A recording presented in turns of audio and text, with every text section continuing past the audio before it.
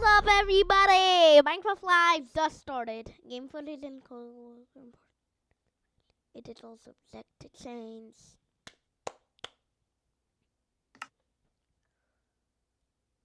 What?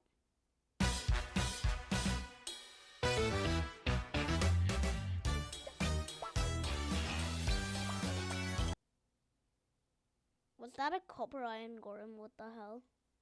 Golem.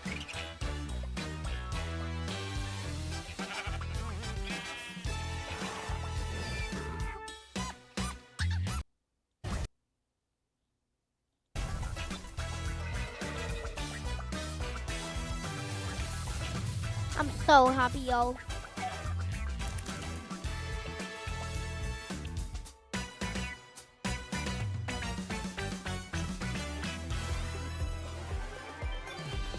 Minecraft Live already. Welcome to Minecraft Live, coming to you from the Mojang office in Stockholm, Sweden. Get ready for a show featuring insights from the team, never before seen game drops and lots more. The features we're announcing today will have you diving deeper and fight. Oh my god, we already got a leak. Guys, I'm gonna come back in a few secs. You'll stay waiting or just skip to the next bit of the video. Yeah, but y'all.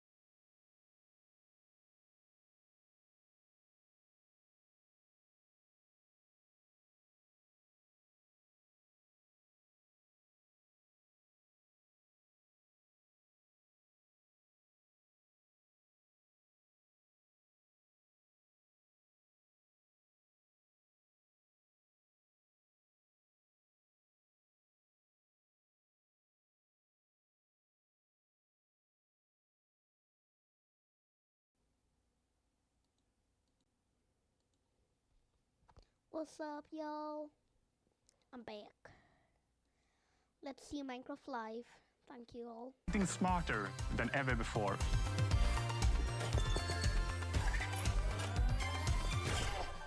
I'm Jens Bergensten. I've been working on Minecraft for quite some time. I've got loads of Minecraft memories, too many to share here, but attending the fancy premieres of a Minecraft movie were definitely one to remember. In London, the classic red carpet was made of real grass. Getting the chance to walk it was super fun, but even more special was to see so many of you come together and share a real-life Minecraft moment in the cinemas. Our community really made those movie showings their own, just like they've done with our games since day one. Every year, the Minecraft community grows bigger than it's ever been before. To all newcomers, welcome to the world of Minecraft. Lots of you love playing creative and survival mode as our vanilla team designs it, and that's great. And many of you have been modding the game in universe-expanding ways. We also noticed that more and more players are using marketplace content to play in their own way. No matter how long you've been playing or what you're getting up to, it's you, Yo, why the hell am I biting my mic? our community, that drives us to create. From all of us here at Mojang Studios, a huge thanks for inspiring us for all these years. You can see examples of this inspiration in the game drops that we're showing off today. We're always taking notes and keeping a close eye on your feedback as we develop. You really do help shape the future of We definitely getting an ocean update, I'm sure. the game. On the other hand, it's also But where's the end update? important that we expand Minecraft in ways that you might never have expected. We want to make our world more interesting, creative, and charming. And thanks to our amazing developers, we're not short on ideas. As I mentioned earlier, more players than ever are taking their first steps into the world of Minecraft. So here's a quick tutorial to help any newcomers. Hi everyone, welcome to this guide to Minecraft. There is no right or wrong way to play. We all start off the same. Trees are made of wood blocks and can be broken with your hand. You'll need a crafting table, so break your wood into planks. Make sticks to craft one of the most iconic tools in all of Minecraft. The pickaxe. Ah, a camel. Oh, it's Jens. Hi, Jens. Hey, how's the tutorial going? Good. A camel just scared me. Yeah, they're really sneaky. Right, well, I guess I should start mining now. Remember, don't dig Yeah, I got it. Bye. Let's go down and find some mines. And the fastest way to find them is to dig straight down. Whoa, this is one weird mine. Wait, what's happening? It's shooting me. Pause. I'll just look this up. Let's see. How to fight blue thingy with eyebrows. No, that's not it. Wait, is this it? Oh, no, not that. No. Wait, is this even the same game? Wow. That's actually pretty cool. Yeah, beat that zombie. I don't even know what I was looking for anymore. Okay, last one.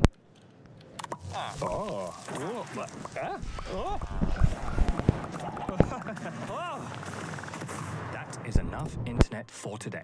You know, there's no right or wrong way to play, but there are too many ways for one guide to cover. Just start exploring and experimenting. But if you don't know where to begin or you get stuck, there are plenty of tutorials out there, made by the community, for the community.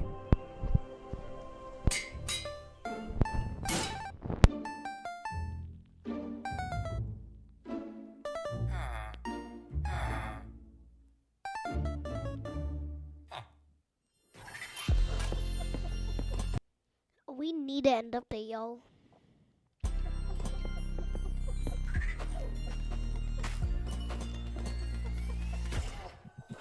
Hi everyone, my name is Agnes and I'm the game director for Vanilla Minecraft.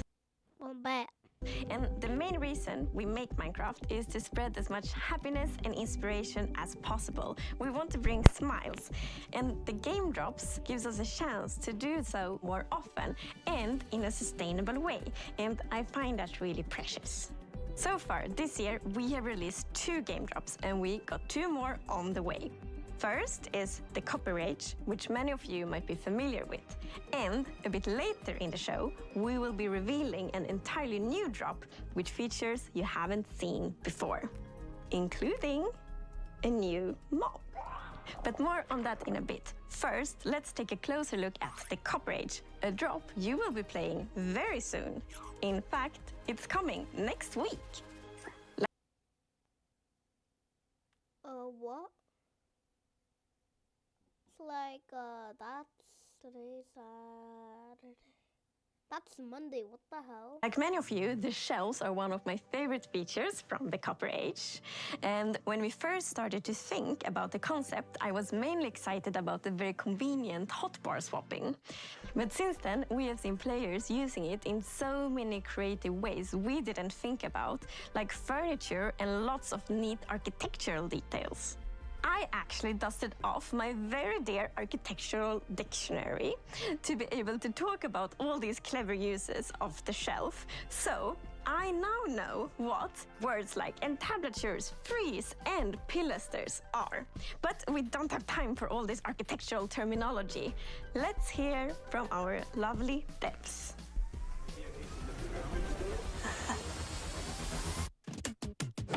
So the Copper Age is coming in just a few days, and it's going to expand quite a lot what you can do with copper in the game. Copper is abundant. I always find, much more copper than I do coal or iron or other precious materials when mining. So we always saw copper as a decorative block, and that's exactly what players have been using it for. They've been building amazing statues and amazing cities, amazing buildings. But now we're going to introduce some more uses for copper. Now we can use it to craft tools, armor, and also the copper golem, which I'm very excited about. It'll be the first mob made out of copper. So the Copper Golem is a new sort of friend to have in your base who's going to go through and help you organize your very messy chests, if you're anything like me. Move items from the copper chest you put things in into nearby normal chests with similar items in. So the copper golem, it's pretty small. It's a lot smaller than the iron golem. But my favorite thing is the way we've animated it, with its limbs like clicking around and the way it's... Guys, I don't know y'all, but y'all know that one Minecraft leaker that leaked Nautilus and a spear?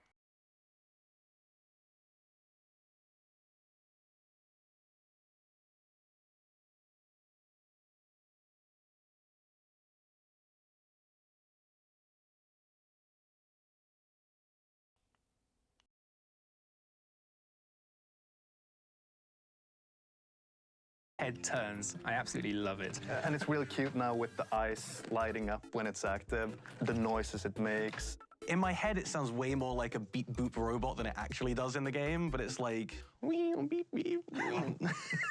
What really, really adds the cherry on top is the sound effects from Sandra. They just really make it feel like something's alive in your base. Starting to work with the sound on this, I wanted the fundamental to be like metal stuff, but with a hint of something more playful. This could be a good spin sound, I think. The Copper Golem doesn't have this ambient, idle sounds that it just makes when it walks around like most mobs do. So the personality would have to be in its movement. I wanted to create a voice of these like metal sounds. The Copper Golem spinning its head, and it's like something like this. I recorded my own voice for the hurts and death sounds. It's actually me. Dying. Don't hit them. Unless you want to hear my voice. As the Copper Golem makes itself comfortable in your base, over time it's going to start oxidizing, turning into all the different copper states. And when it reaches the maximum oxidation, it will eventually freeze into place and turn into a statue. One neat thing that I know we both like is the fact that the different statue poses will emit different redstone signals when you hook it up to a comparator. So using that, you can make these cool like password locks to your vault in your base with all of your loot in, where you need to have like sitting, standing, running golem, and then the pistons will open and your chest is right there. And of course, you can bring it back to its moving, sorting self by scraping that oxidization off, so it's not permanent. There's more to this job than just all the copper. We're also adding the shelf. It's a functional block where you can put items on display, and you can also, in its powered state using redstone, do like hotbar swapping for the first time in Minecraft. We wanted players to be able to display all their treasures and trophies, similar to an item frame, but then you'd always want to take those items down, so that's why we added the powered shelf for swapping with the hotbar. But players have not just been using it to display their items, they've been using it as decoration detail, and that's something that really took us by surprise. Yeah, a lot of people have been using the shelf as a building block. So seeing it being used as like part of these big constructs and, for like skirting board around a wall, I think is building with a very like Minecrafty feeling to it. It's something that players have been craving for a long time. Yeah, a lot of good builds coming out with it.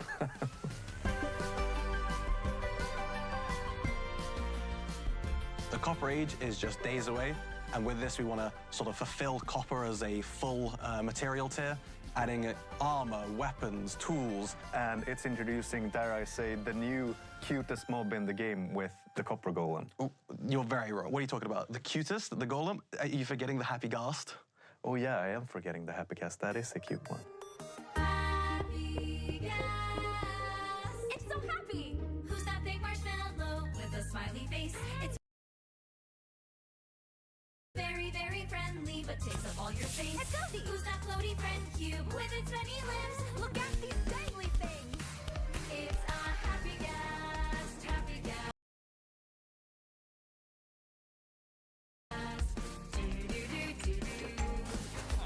Happy Ghast, Happy Ghast.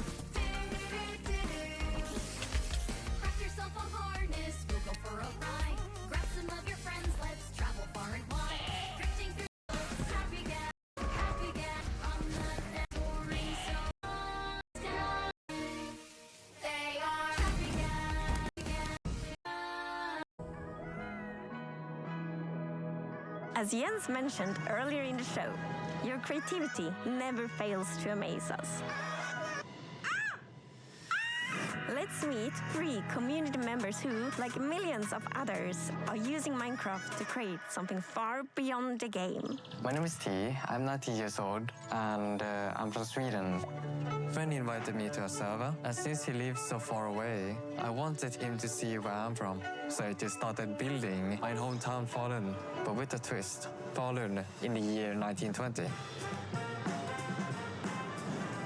Very often I would sketch imaginary buildings, and when I build in Minecraft, I use the same kind of process as with my sketches and drawings. So that inspired me to doing architecture. If Minecraft wouldn't exist, my friends, my career,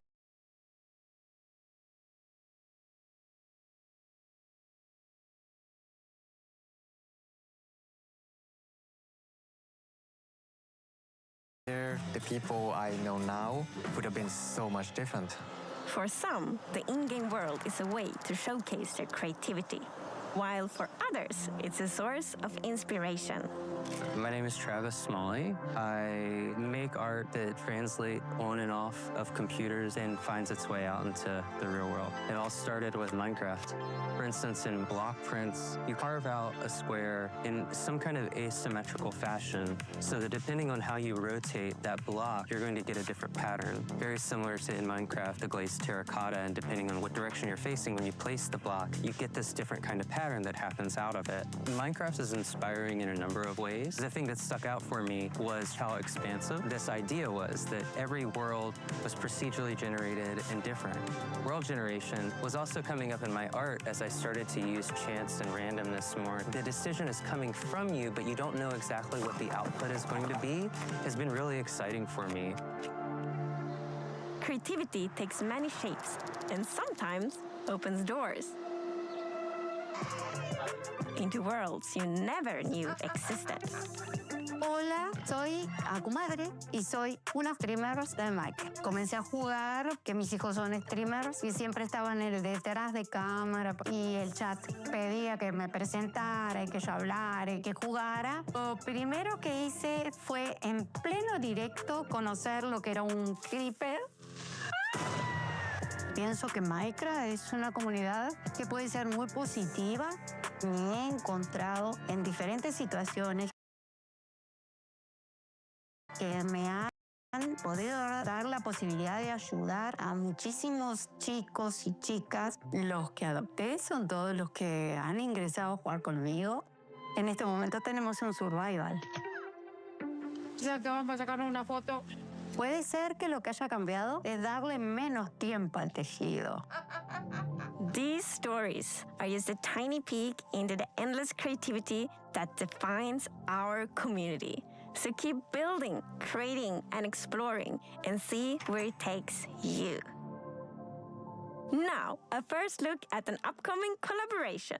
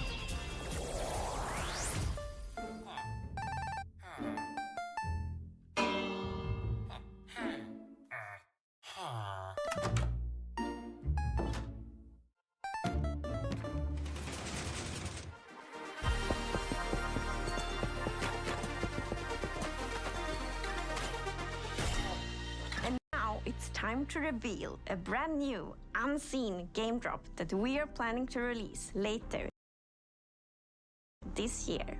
These features can make traversing the Minecraft world more varied, interesting, and fun. And fun is important. I've already hinted that the new drop includes a mob. And to find it, we must leave the surface and sink into the depths of the ocean. It's almost like a hidden world, both calming and thrilling. Down here, among shipwrecks and seagrass, our creature drifts in stillness. Its shape and color might remind you of a shell that already exists in Minecraft. The drow seem to be particularly fond of it. It might take some underwater exploration, but if you're lucky, you will see one of these floating into view. The Nautilus.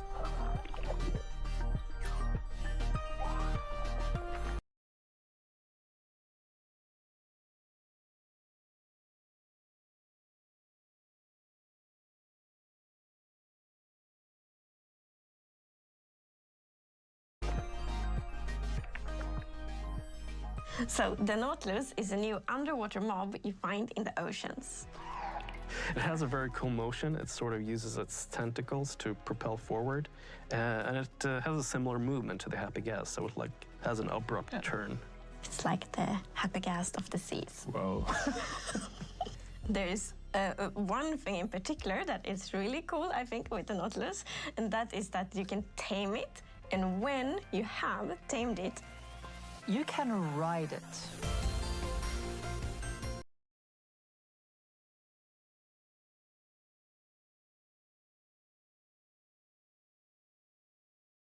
Yes, the Nautilus is a mob you can ride on. And in order to do that, you first need to tame it, and you use pufferfish. And then you need to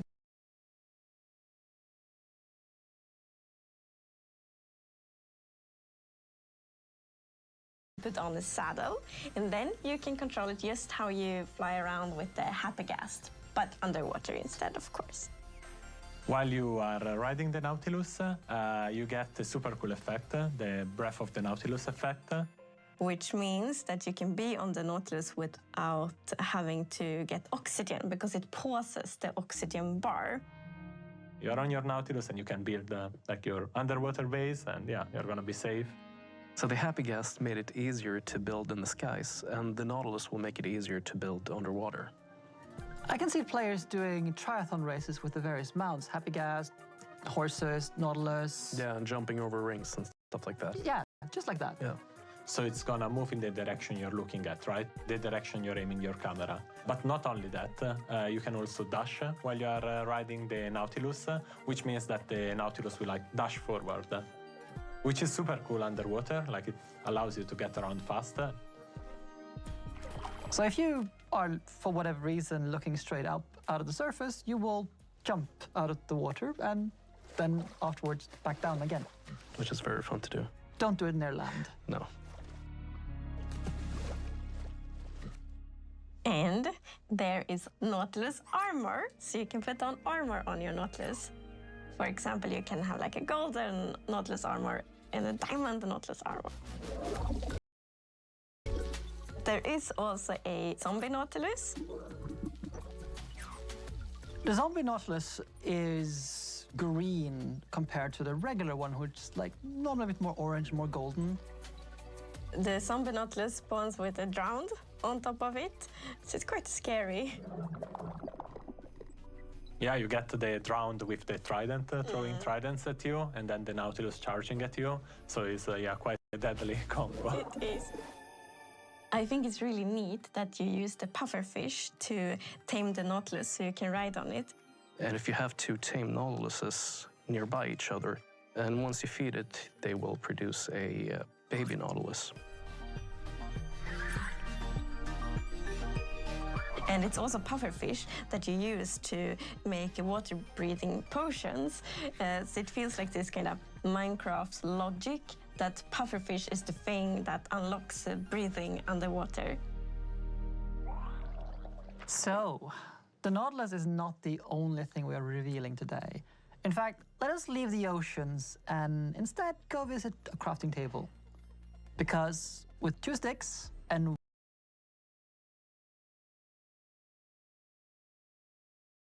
one ingot, you get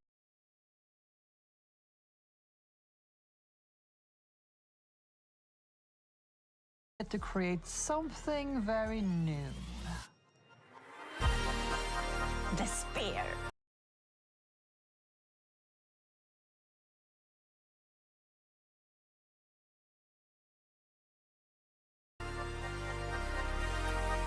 The spear is the first tier weapon we've added in a very long time. It has 2 modes of attacking. One of them is a jab, and the other is a charge. The charge attack is something that does damage based on how fast you're going. So the faster you go, the more damage you deal with it.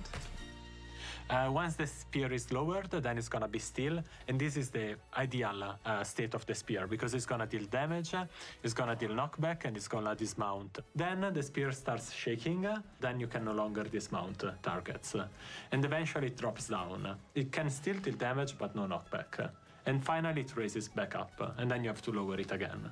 It's kind of like the spear is really heavy, so you can only hold it like for a while and then start. And right, also like the better tiers are even heavier, which also makes sense. Like players are gonna be able to do a lot of different things with the spear. Like I'm thinking jousting, but you know, horse jousting. But why not Nautilus jousting? Jousting in the sky with Elytra. Or attacking from the sky with Elytra. Jumping down off the happy gas and then flying into your enemies.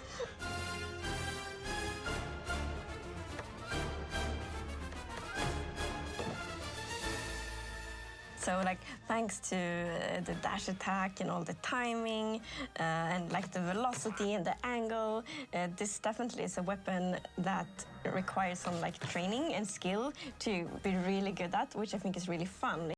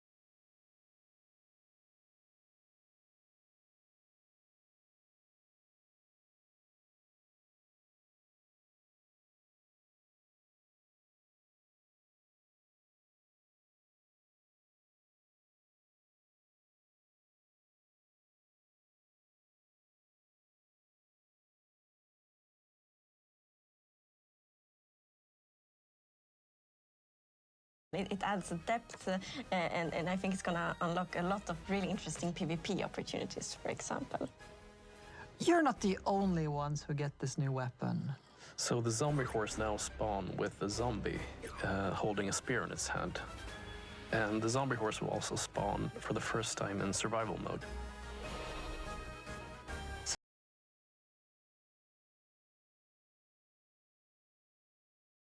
So it's already pretty dangerous going around at night, but now there's gonna be one more danger because there's gonna be zombies with spears on zombie horses. Zombie squared, a lot of zombies. So to recap.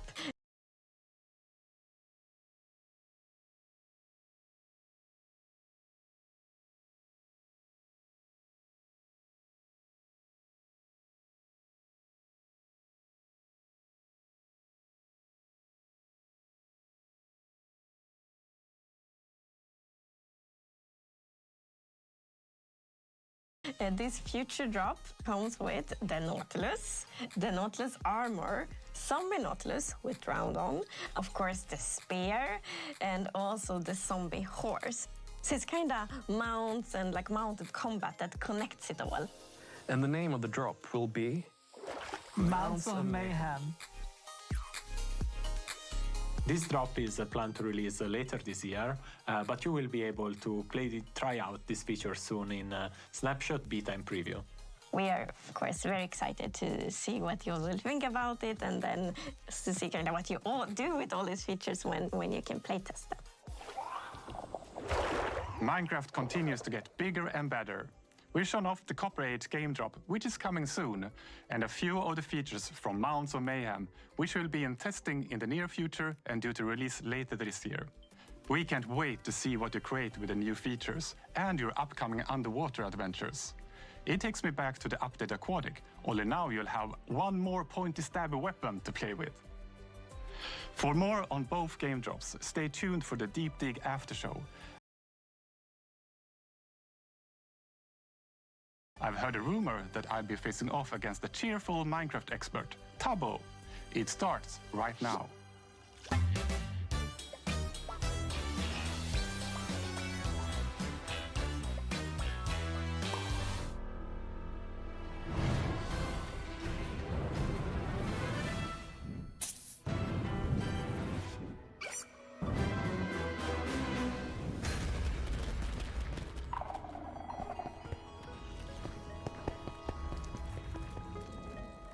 Welcome to the Minecraft Live Deep Dig After Show. We'll be exploring some incredible Copper Age creations by Shovel and Mogswamp, as well as playing with the brand